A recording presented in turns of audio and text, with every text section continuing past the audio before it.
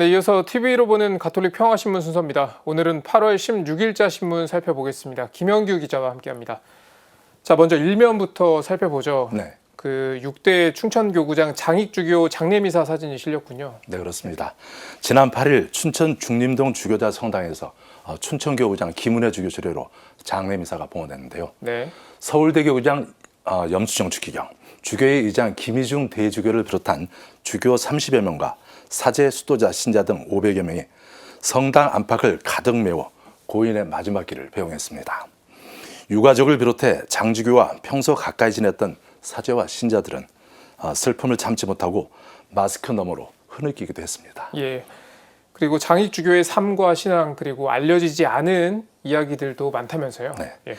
초대 주미 대사이자 국무총리를 지낸 장명 박사의 아들, 김수환 추기경 비서, 그리고 성 요한 바오로 2세 교황의 한국어 교사라는 굵직한 이력은 장주교를 설명할 때 빠지지 않는데요. 네. 장주교는 2010년 춘천 교구장에서 물러난 뒤 아버지 장명 박사의 삶을 정리하는 일에 심혈을 기울였습니다. 아버지의 정치적 외교적 삶과 신앙의 발자취가 재조명되길 바라는 마음이었다고 합니다.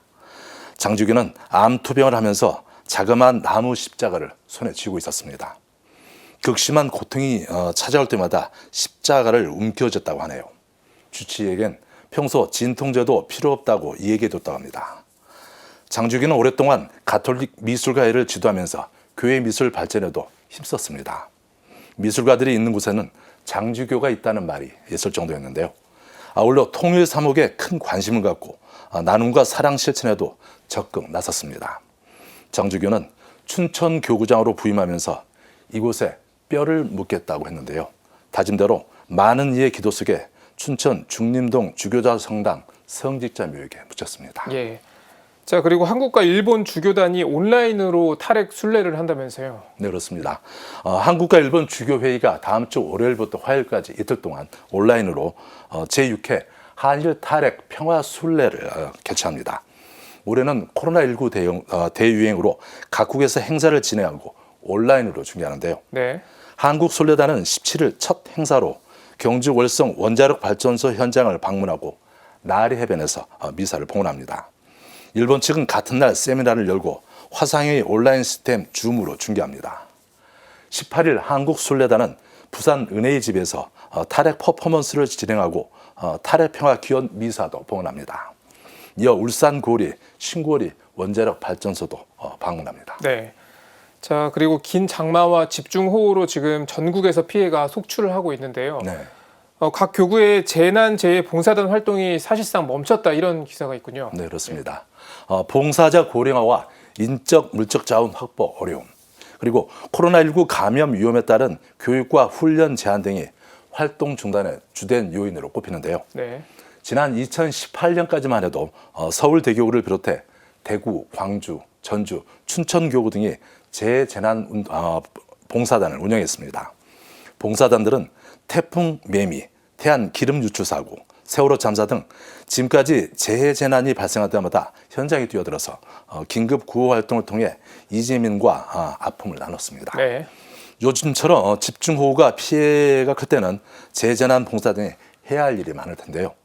체계적인 긴급구호 시스템 구축이 절실히 필요한 때입니다. 네, 이어서 제주교구가 이 본당 복음화팀 양성교육을 시작했다 이 기사도 좀 전해주시죠. 네, 예. 소공동체 활성화를 위해서인데요. 제주교구는 2년 전부터 교구 복음화팀과 지구 복음화팀, 본당 복음화팀을 차례로 구성했습니다. 네. 이 가운데 이달부터 본당 복음화팀 양성교육을 시작했습니다.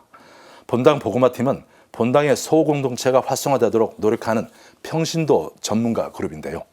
소공동체 연수와 워크숍을 기획하고 교육 등을 진행하게 됩니다. 제주교구는 지난 8일 중앙주교자 성당에서 지구 복음화팀 파견 미사와 함께 본당 복음화팀 출범 미사를 봉헌했습니다. 네, 끝으로 여러 면도 하나 살펴보죠. 이 생명을 살리는 문화에 대한 칼럼이 실렸군요. 네, 생명윤리학자 최진일 씨의 시사 진단인데요. 코로나 이전과 이후의 세계가 근본적으로 달라지고 있다는 데서 출발합니다. 인간이 자연을 물질적 풍요를 위한 재료로 여기면서 그 결과로 어떤 일이 발생하든 관심이 없었다는 것입니다. 네. 최 씨는 이런 태도가 인간들 사이의 관계에도 영향을 미쳤다고 지적합니다. 그러면서 정부와 국회 사법부는 인류에게 닥친 위기를 보다 근원적으로 바라봐야 한다고 촉구합니다. 특히 생명을 살리는 문화 없이는 코로나19 위기도 기후위기도 극복하기 어렵다고 역설합니다. 예. 최 씨는 따라서 우리는 오직 생명을 살리는 문화에서만 한국형 뉴딜도 새로운 대한민국의 100년 전망도 할 수 있을 뿐이라고 제안합니다. 예, 여기까지 보겠습니다. 네, TV로 보는 가톨릭 평화신문 김영규 기자와 함께했습니다. 잘 들었습니다.